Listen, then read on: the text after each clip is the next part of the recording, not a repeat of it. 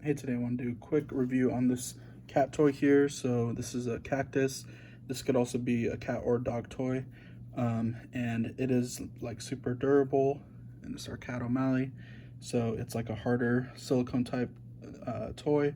The reason we got this is because he loves anything that's like silicone and likes chewing on them. So something that he chews on a lot are wedding rings, and these are just silicone rings, and he likes to like grab them if he sees them on the counter or wherever we have them, and likes to just chew them. And so we wanted to get him a couple toys that have that similar texture. And this has been one that's super nice, super durable. Like I said, it's very heavy. I think it's going to last a very long time, and something that he just likes to play with.